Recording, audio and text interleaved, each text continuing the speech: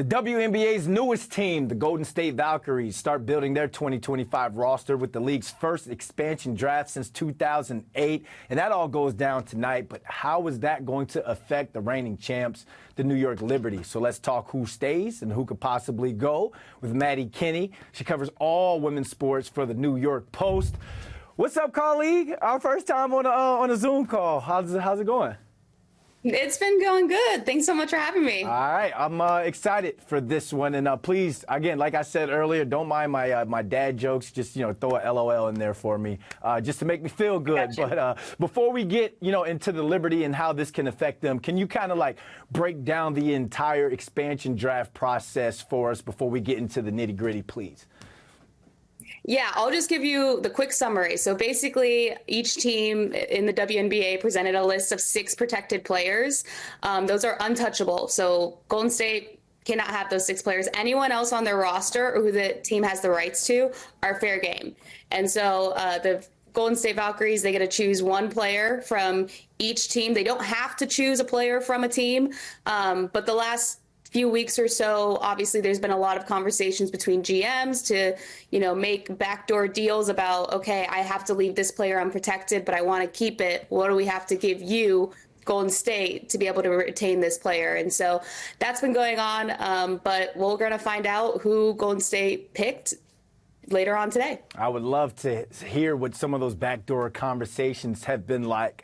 And all right, now we can get into the nitty gritty and how this affects New York, because 6 Liberty players can be protected, like you said. Who, in your opinion, will be protected? Because I can think of 5 that ain't going nowhere.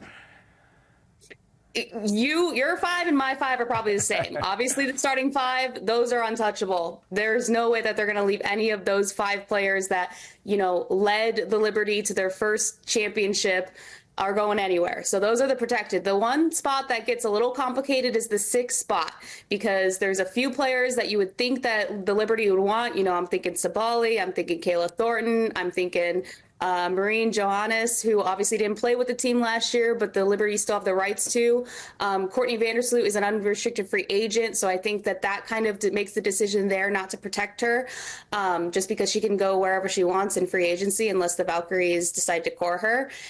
So that's where things get complicated, right? I think I'm leaning toward Sabali just because of what she did in Game 5. She's still young. She's on a rookie deal, which is obviously going to be extremely important after the 2025 season when the new CBA gets done and the salary cap is raised and everything. Those rookie contracts are going to be at a premium. So I would lean towards saving her, but I wouldn't be surprised if, Jonathan Colby has something up his sleeve to try to save more of his players that he can't necessarily protect. All right, hypothetical question, because I like to think I'm Juilliard trained and I'm a method actor, which I am not. So I'm going to make you Golden State's GM. And now you see this list of who's available from the Liberty. Who are you grabbing and why? If there's not a deal to give the number 7 pick to the Liberty, or to the Golden State, excuse me, to be able to protect the whole roster, then I'm going to take Kayla Thornton. And here's why. Because she is an undrafted player that, has been a journeywoman in basketball over the last decade. She went from being undrafted to playing for 3 different teams, and now she's a WNBA champion. She has proven her worth. She's a veteran. She's a leader.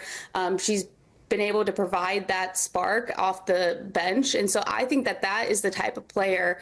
And also she would play well in the system that the Golden State Valkyries want to have, I think. And so she's the type of player that you want on a team that is otherwise going to probably be very young. So I'm leaning toward Kayla Thornton. Really quick, how excited are you for the upcoming WNBA season with the new expansion team in the league? Oh, so exciting. There's so much to like about where women's basketball is at and the direction that it's heading, just with obviously the increased attention. And then also we're seeing it at the college level with the parity, all the upsets that are happening in college basketball this season. It's just making for an even more exciting WNBA season.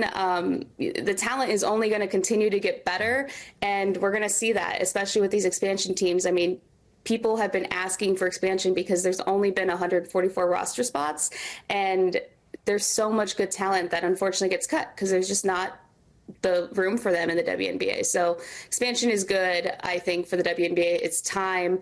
They're gonna have to continue to capitalize off of this momentum that has been growing over the last few years. Yeah, there's going to be another expansion draft next year around this time when the Toronto Temple, come into the league. Maddie, tell the people they can find you. We want to make sure that all our New York Post Sports fans make sure to follow you and all your great work. Yeah, all my social media handles are the same. I'm at Mad Kenney. I'm on Twitter. I'm on Blue Sky. or I guess it's X.